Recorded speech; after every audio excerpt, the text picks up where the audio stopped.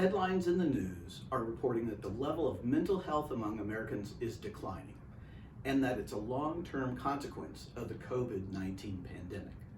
But what do mental health problems actually look like in our daily lives? This issue impacts many of us personally, as well as our family members and our colleagues at work. As a psychologist, I often bristle at the use of generic terms in the media and those who comment on the topics in social media without really defining what the terms mean. One government agency describes mental health as, quote, our emotional, psychological, and social well-being. It affects how we think, feel, and act. It also helps determine how we handle stress, relate to others, and make choices, end quote. A key aspect to understand a person's mental health level is not to equate it with the idea that everything is okay, but rather that the person has the ability to function relatively well, not perfectly, in daily life and is able to handle the stresses and challenges of typical life demands. Conversely, we demonstrate mental health challenges when, first, we're not able to successfully cope with the daily demands and responsibilities in our lives. Secondly, when we experience significant ongoing negative feelings in response to what's going on in our lives.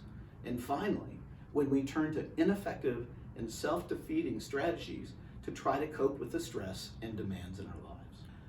Ultimately, the problem is demonstrated by an inability to function successfully in our daily responsibilities, our relationships with others, and managing our moods and behaviors. Let's identify some of the most common behavior patterns and mood disturbances that show we're struggling. First, there's depression.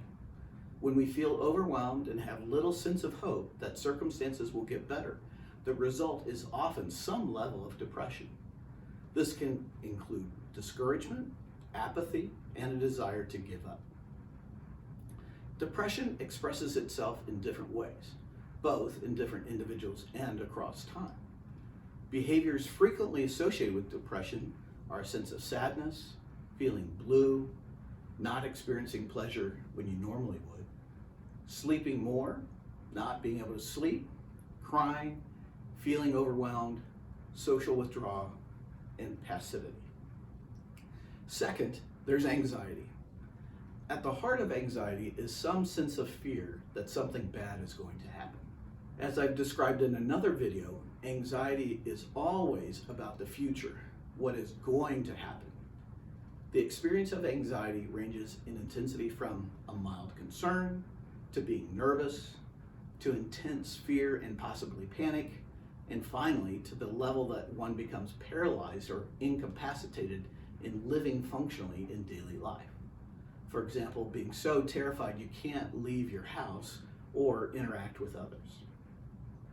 A challenge with anxiety is that it's often rooted, at least to some degree, in fragments of reality. Yes, you could get COVID and die, but we can take the fear and resulting actions to an extreme, not ever going outside, wearing a mask while on a Zoom call. Next, irritability and anger can become a problem. For some individuals, when experiencing either long-term stress or a combination of intense stressors in their lives, their coping mechanisms become worn down and less healthy behaviors start to occur. Being easily irritated by normal little things, having a quick temper and angry outbursts, being more verbally abrasive than usual, hitting things or throwing objects, and unfortunately, sometimes being physically aggressive towards others. The flip side of this, which is affecting many of us during COVID, is related to the difficulty in replenishing our emotional energy through normal rejuvenating activities. Going to sporting events, eating out with friends, going on a weekend trip, or seeing friends at a social activity. A fourth problematic strategy is the overuse of alcohol and drugs. Some individuals attempt to bolster their coping abilities by using alcohol and drugs. They do so for differing reasons, deadening the emotional pain they're experiencing, and trying to create a sense of distance from others and the demands of your life are two common ones.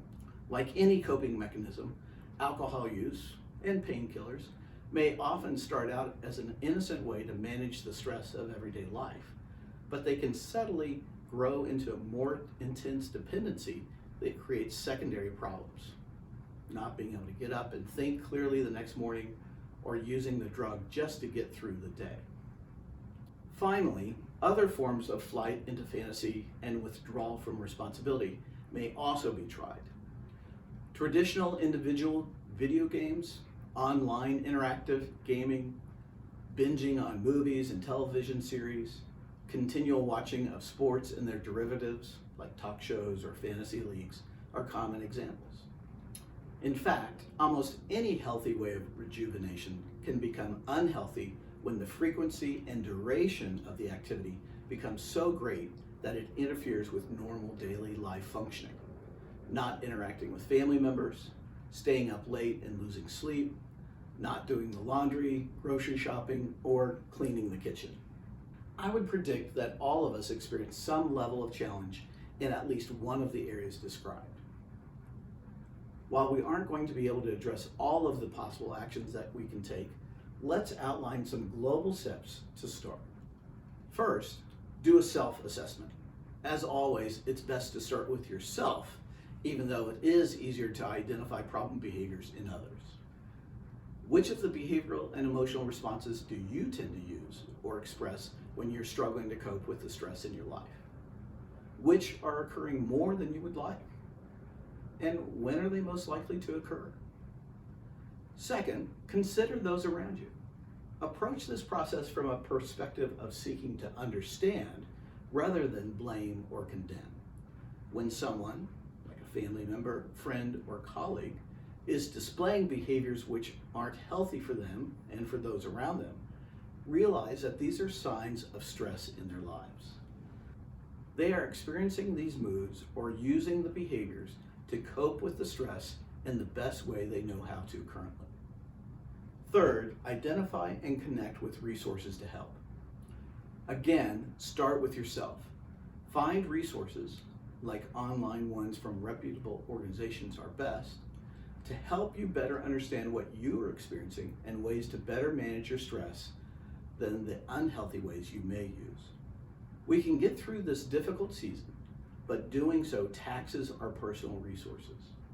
Having occasional glitches of not handling situations well is to be expected, but do your best to pay attention to early warning signs and symptoms. Do what you can to engage in those activities, hobbies, hiking, music, talking with friends, that re-energize you, and seek out support to deal with your challenges in a healthy way, both from those around you as well as qualified professionals. And I've listed a number of resources below. Hang in there and stick together. We will make it through these challenging times.